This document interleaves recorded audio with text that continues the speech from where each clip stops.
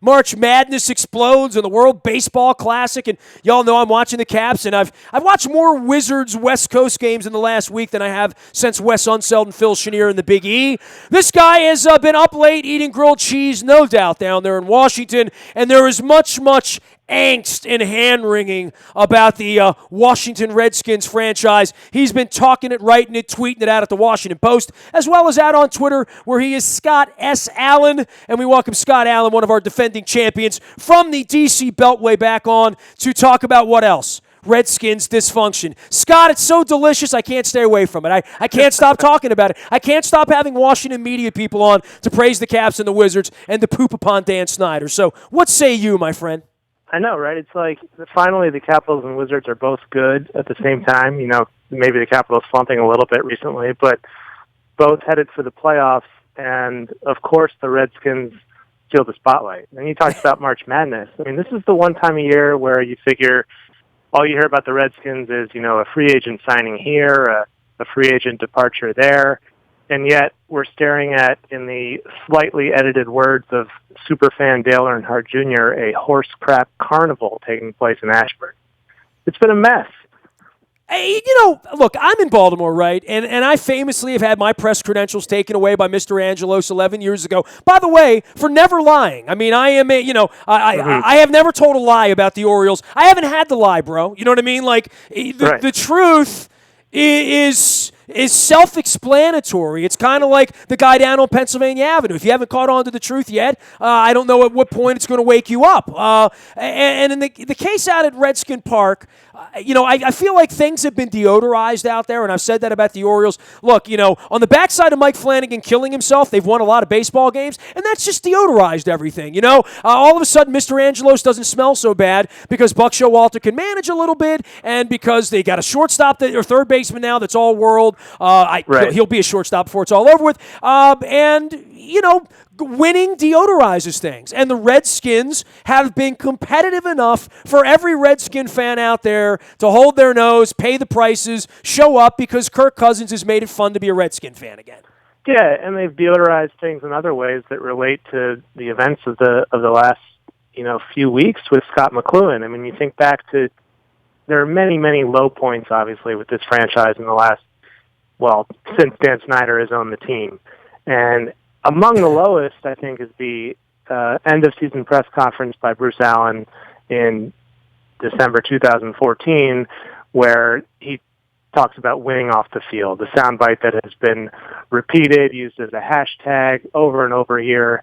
The Redskins among the laughing stocks of the league when Bruce Allen said, well, we're doing a great job winning off the field. We got to do a better job winning on the field. He got roasted for that. And then 10 days later, he does what nobody thought he would ever do while he was in charge of player personnel, and he brings in another guy, Scott McCloughan, to run the team. 2 years later, and Scott McCloughan, after two winning seasons, mind you, the first back-to-back winning seasons since the year after the Super Bowl, McCloughan's out the door, and the other means of deodorization taking place is right before they announce he's fired, they extend Jay Gruden 2 years. So it's a repeating cycle, and the common denominator, as a lot of people pointed out, is Dan Snyder at the top.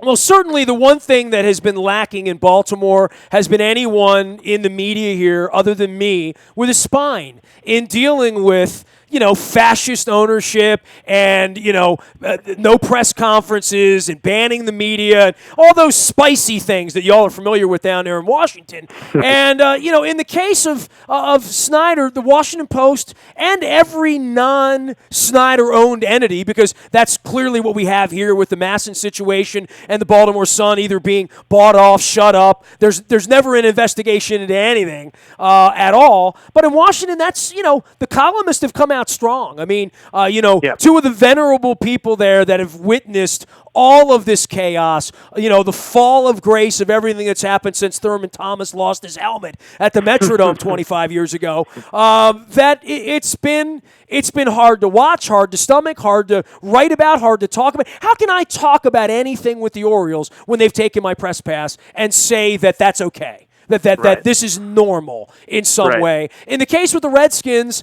I feel like it's been deodorized, but also kind of held out there that you're at least on watch always because, let's be honest, they haven't won anything. You know what I mean? Like, literally, division here, they played in the playoffs. It's great, but there hasn't been a parade. And certainly, as a franchise today, given where they are with the disgruntled quarterback, with some offensive chaos, having now lost wide receivers, having now lost their talent evaluator and lied everywhere about it, they're not going to be in the Super Bowl in Minneapolis next year. That's for sure.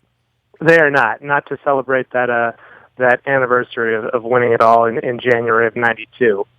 Definitely not. And no one here is pulling any punches about the team. The team, frankly, doesn't deserve any sort of benefit of the doubt. I mentioned those back-to-back winning seasons, and like you said, that was a 9-7 division crown in an awful NFC East, and then an 8-7-1 record that left them short of the playoffs last year. So when that's like kind of the what you're putting out there is a great accomplishment of the team since they last won a Super Bowl, I mean, that's saying something. And this offseason, it started off poorly with you lose a couple of 1,000-yard receivers, you lose Chris Baker, you lose your general manager. They're going backwards, and they've got a huge decision to make about their potential franchise quarterback in Kirk Cousins as well.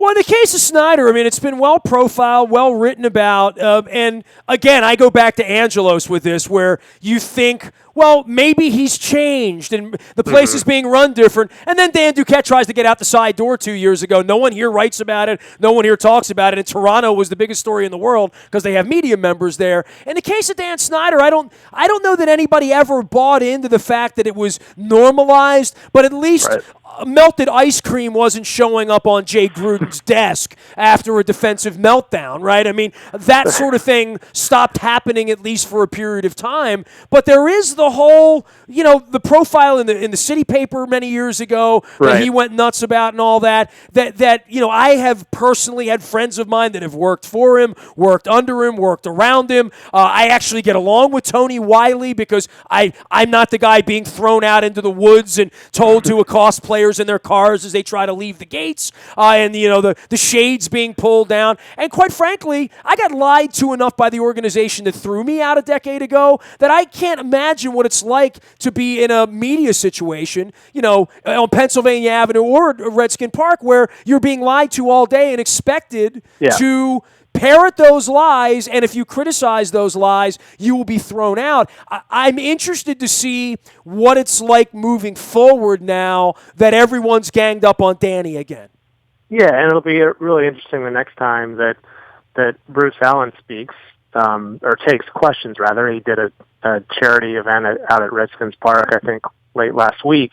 But, whether that's at the press conference to introduce Scott McCloughan's replacement, or some other function, he's got a lot of questions to answer. And from the fans' perspective, I mean, you talked about Angelos as someone who grew up an Orioles fan. I became accustomed to separating. I'm not rooting for the owner, right? I'm rooting for the team.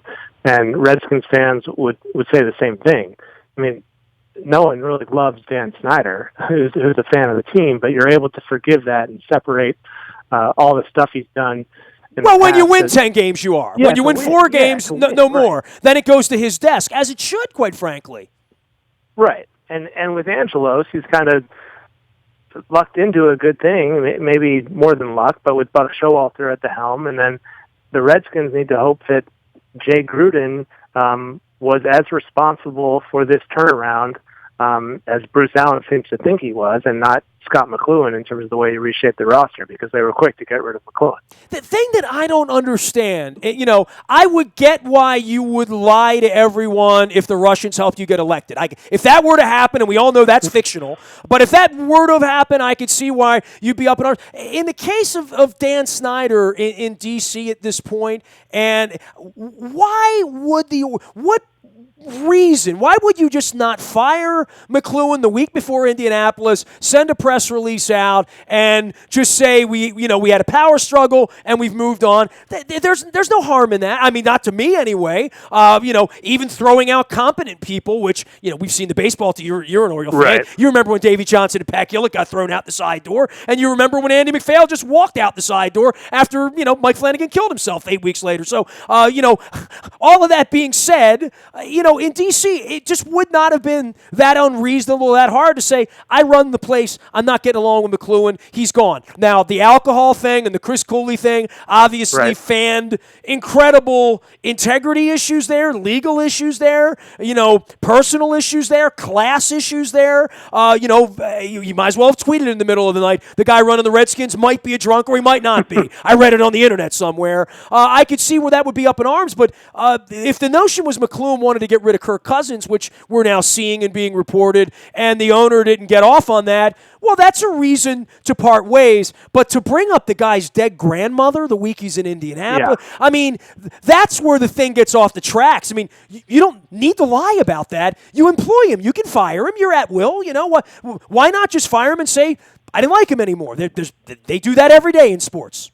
Yeah, I mean, you touched on some of maybe the legal reasons in terms of being able to fire him for cause and all the speculation that, and this is, I mean, maybe super cynical speculation that Bruce Allen hired him knowing all along that he kind of wanted this in his back pocket to bring up the alcohol-related problems if it came to that, if there was an internal power struggle. And, if Bruce Allen came out and said that was the reason because there was an internal power struggle, he's admitting in essence, that he was part of the problem, and that's not how Bruce Allen operates. That's not how he's done it over the years.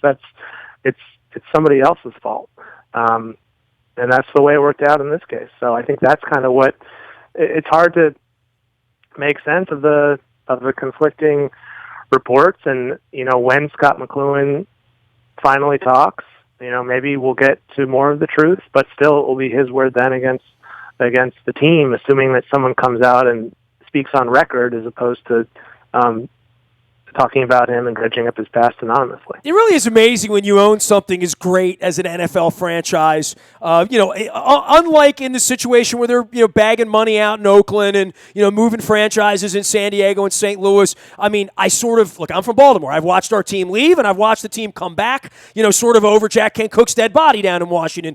Did we get our team back? And a governor who's now dead that wouldn't build a street, off of 95, so the Redskins would have been in Laurel and we wouldn't have the Ravens. So that's how long I've been doing sports radio here, Scott. By the way, Scott Allen joining us. Scott S. Allen is the way to find him out on Twitter, out at the Washington Post. And, I go back all the way with this, and it is really fascinating, these wealthy guys that can't get along with people, right? That it seems like it's not fun for Dan Snyder. It feels like it would be a lot more fun for Peter Angelos if he could come out and tip his cap and be loved, and that's why he bought the team, to be loved.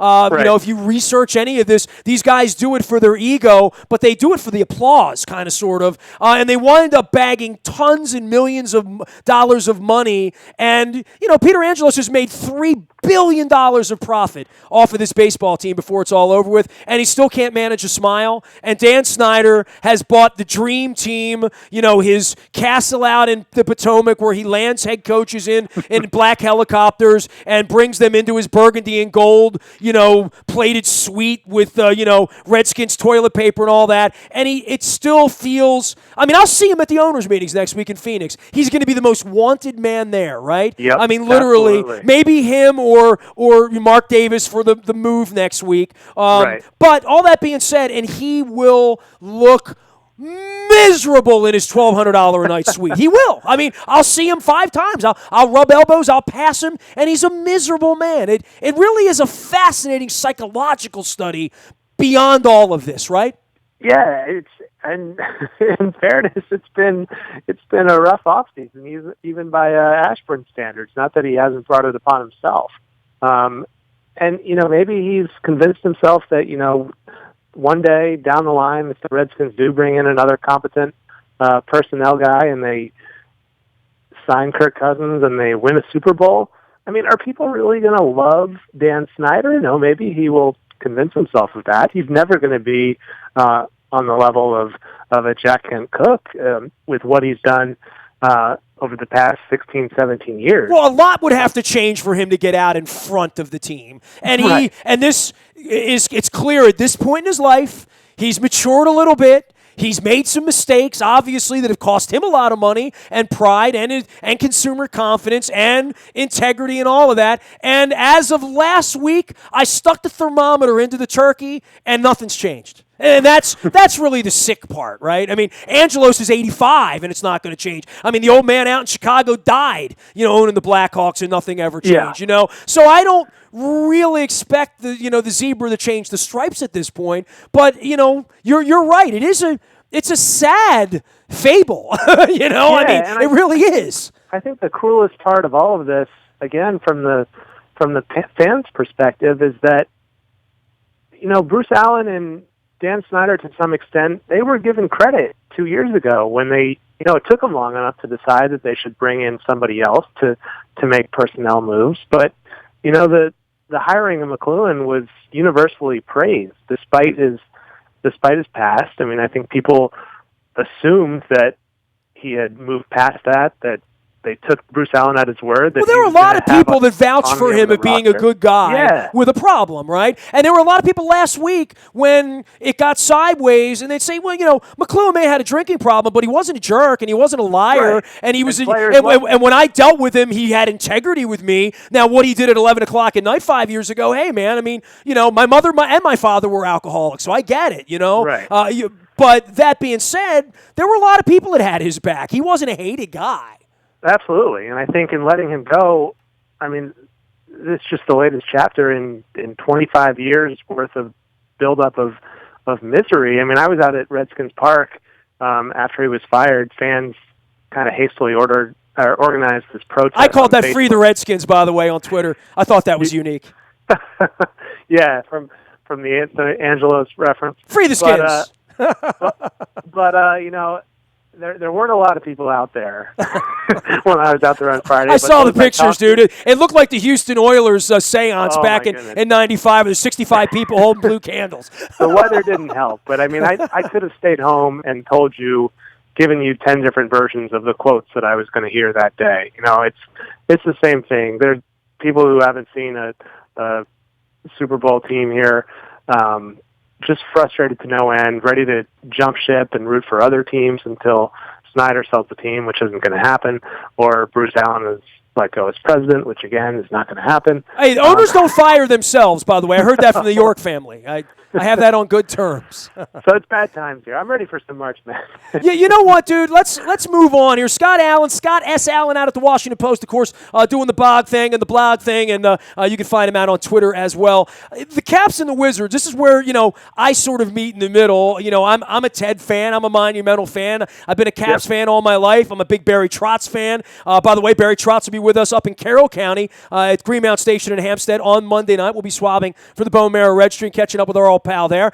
Obviously they struggled in California last week. It wouldn't have mattered if they won all the games in California last week, and they're on a 35-game winning streak going into April 15th. The only thing that really matters is who do they draw in round one, where do they play, who's healthy, and do they win the first 2 or 3 games so as to not make this they've got to go win games 5, 6, and 7 in Toronto or something bizarre. And obviously the Ovechkin drought. There's a lot of reasons to sort of coast into this thing, and if that's what they're doing, fine, because they will not stand in judgment this week, this month, not until next month.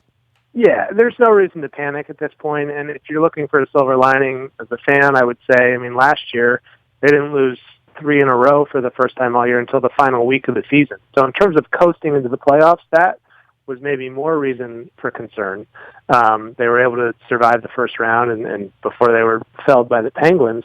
But this year, if this is the bump in the road on the way to maybe another first place finish in the East during the regular season, hey, you've got to feel good that you've got 14 games left and they can get on another sort of roll going into the playoffs. That West Coast trip is never easy. The Ovechkin scoring drought, he's still getting some of his shots. It's kind of weird. But like you said, I think it's all about how they fare in the playoffs. And at this point, you got to be looking at the standings, like because the doomsday scenario, it looked like they were going to coast to another President's Cup trophy and not have to face the Penguins or the Blue Jackets in the first round. If they wind up second or third in the East and have a first round matchup with one of those teams, especially the Penguins, can you imagine? We talk about the Redskins' misery, but a first round exit at the hands of the Penguins would just be a disaster.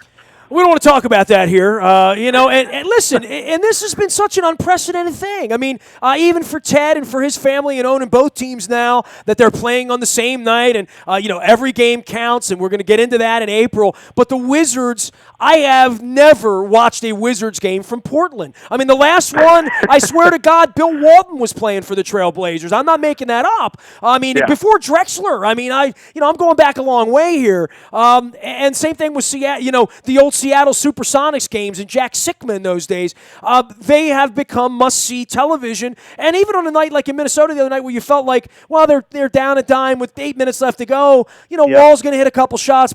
They're fun to watch, and they're well-coached, and they're good. And I don't know how good they are. April and May will tell us that. But this has been a fun little run to be a Wizards fan and to, as you guys point out at the Post, jump on the bandwagon. Yeah, I'm right there with you. And, as a kid, I used to watch every single game, or at least try to stay up for those West Coast trips. But in most of the last 15, 20 years, it's been easy to kind of check out on the season at this point in the year. Yeah, who wanted to see him get killed by the Lakers at 1 o'clock in the morning? Right, exactly. But, the thing with them is they were able to bring in someone at the trade deadline in Bojan Bogdanovic, who's just been a godsend. They've got Brandon Jennings backing up John Wall, who kind of fell into their laps after being released by the Knicks. But Bojan, he's not going to keep this up, right? He's shooting 46% from three, averaging close to 23 points per game off the bench. Their bench was just a disaster in the first half of the season. The other knock on them was that they couldn't win on the road. They almost had a 5-0 road trip for only the third time in franchise history. So this is, like you said, it's must-see TV. They're an exciting team to watch. They're scoring over 100 points a night every game. But it's going to come down to the defense. And we saw it last night in Minnesota, a 41-point fourth quarter against the Wolves, first quarter for the Wolves. The defense is going to have to carry them once we do get into the playoffs. Well, we'll see how it turns out. They've at least augmented and muscled up. And I think the games against the Cavaliers and the Warriors were eye-opening to say, well, bring them in for a week. You're going to have to beat them to go through them anyway. You're not going to win a championship without it. I'd like to see them give the Cavaliers a chance. I'd like to see that series. And if they go out in 5 games or 6 games quietly, okay. But, they have a chance. That much is clear. In many, many years, it's have and have-nots in the NBA. There's a whole lot of have-nots in the NBA. They might as well be playing in the NAIA. You know what I mean? It never felt like the Wizards could win a championship, quite frankly, ever. Or the Bullets, for that matter. Yeah, and if you had said before this season that the Wizards would have a better chance of breaking DC's championship drought than the Capitals, people would have laughed at you, and for good reason. And especially after they started 2-8, everyone was ready to fire Ernie Grunfeld, to blow up the team, trade John Wall, all these outlandish ideas, and they were able to turn it around. And now, kind of because of the have and have-not situation in the NBA, the Eastern Conference, only the Cavs really scare you. The Raptors have been hurt by injuries. The Celtics will be a tough out. But you've got the Wizards as the number 1 team in certain NBA power rankings, 538, giving them the best odds of any Eastern Conference team to win the title. I think because of the nature of the NBA and NHL playoffs, it's not crazy to say anymore at this point that the Wizards are more likely to end that DC drought, which is nuts. Don't be giving up on my Caps that easily Scott Allen. Come on now. Saying NHL playoffs are just brutal. Oh, they are. It's a coin flip, and injuries as we saw last year with Steph Curry, and with obviously Cleveland thought they had help, and 4 minutes into their help, he's gone. So Right. if Bogdanovich had gone down a week and a half ago, we wouldn't be liking the Wizards so much. But they are a LeBron turned ankle away from saying, maybe, right? Scott Allen joining us here. He is at the Washington Post. Scott S. Allen, and I know you'll be watching a lot of hoops this weekend and watching a lot of Caps, a lot of Wizards. We'll be following along out on Twitter as well as at the Washington Post. Always great to catch up with you, pal. Take care. Hey, thanks a lot. You got it. Scott Allen from the Washington Post. You can find me out in the Buy a Toyota Audio Vault 24 hours a day from anywhere in the world on your mobile device. Download the TuneIn Radio app. We do come in crystal clear from anywhere. If you are a Caps fan, make sure you're joining us on Monday night. At Greenmount Station, we got head coach Barry Trotz joining us. We'll be swabbing for the Bone Marrow Registry and for There Goes My Hero on the other side of town. We've done this in Bel Air a couple of times. We'll do it up Carroll County this time, up at Greenmount Station with our pals up there. I'm looking forward to the crab cakes for sure. Join us. Nasty at WNST.net finds me. I'm on Facebook, Twitter, LinkedIn, Snapchat, Instagram, streaming live on our Facebook Live as well as our YouTube WNSTV channel. We are WNST.net, AM 1570 and WNST Towson, Baltimore. And we never stop talking Baltimore sports.